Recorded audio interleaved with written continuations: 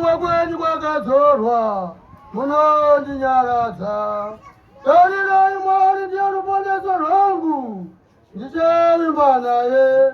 Handingatyida kuti Jehovha, iye Jehovha ndiye simba rangu narwiyo rwangu, iye vava ruponeso rwangu. Saka muchachera mvura nomufaro pamatsime ruponeso. Zvinoonezwaira muchati, tendai Jehovha, paridzai zita rake, zivisai mabasa ake pakati pavanhu, muudze vanhu kuti zita rake rinokudziwa. Imbirai Jehovha, nokuti wakaita zvinhu zvakaisvonaka, izvi ngazvizikwane panyika yose.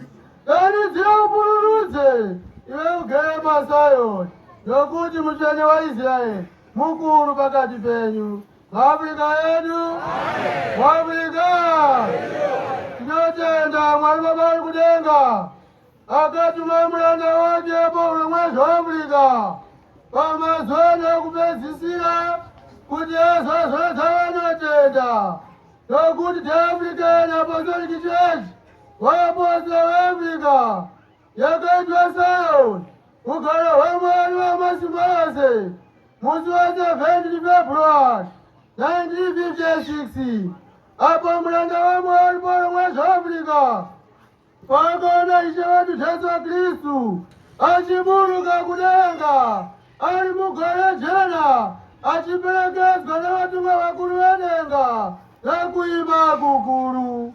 Zvakaitika kudai muchizaruro, muranda waMwari Paulo mwaZvaAfrica akanga ari kumabhazi acho akaimba yake.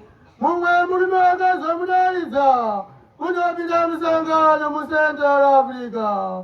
Pamusangano uyu akaenda patafura yeshe akalipira mari inoita 25 cents kana kuti 26, ndokupiwa tikiti yaunhengo membership card. Pamusangano uyu wakanga vari varume 12 kana kuti 13 wakanga wana makadhi aunhengo. Pakapedza kupinda musangano, muranda waMwari Paulo mwaZvaAfrica ndopaakadzokerazve kumabhazuva achida nopedzisako akaimba yake iya. Akatanga kusada imba yacho nokuti chidziyo zvose nedenga zvaiva zvamapango, chidziyo zvose nedenga zvaiva zvipfupi-pfupi. Chidziro chakanga chisati chanamwa nedenga rakanga risati rapfuurirwa. Akatanga kutsapadza imba yacho achiti, handichachida chimba chamapango chakadai, ndavakuenda kumabhazuva kondozvake imba yangu yedombo. Paakati ari kuenda kumabhazuva, ndoone kutungamirirwa nemumwe murume akanga asingazivi, asi ari mutumwa waMwari. Murume uya wakamutungamirira kudakara wasvika kuzvikomo, ndowanei mabwe maviri mberi kwavo, rimwe guru raiva mberi, rimwe duku raiva shure kwakadziva kwaari. Guru raiva mberi iri rakanga rakareba kwazvo kwenda kudenga. Murume uya wamutungamirira akakwira pashongwe yaduku, muranda waMwari Paulo mwaZvaAfrica ndokukwirawo. Paakangokwira, murume uya ndokubvanyangarika, haana kuzomuonazve. Sarai muranda waMwari Paulo mwaZvaAfrica amira papa pakamira murume uya, akatarisana neshongwe hurebwe yakanga yakareba kwazvo kuenda kudenga. Akangomira kudaro, ndopaakazwa inzwi richibva kudenga richiti, tarira, nyenye yaMwari iri kuburuka panyika. Muranda waMwari Paulo mwaZvaAfrica ndopaakatarira kumabhazuva kumusoro kudenga, ndokunzwa kuimba kunoshamisa kuti dzutu kuchibva mudenga, negore dzeme rezuva richibva mudenga. Anoti akadzikatirwa kuona gore ramambo neshongwe huyebwe yakanga yakareba kwazvo kuenda kudenga.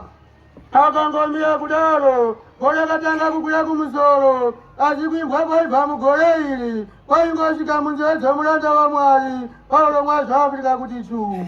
Akangomira ari padombo, ndopakaona Afrika yose yangoti sandarara.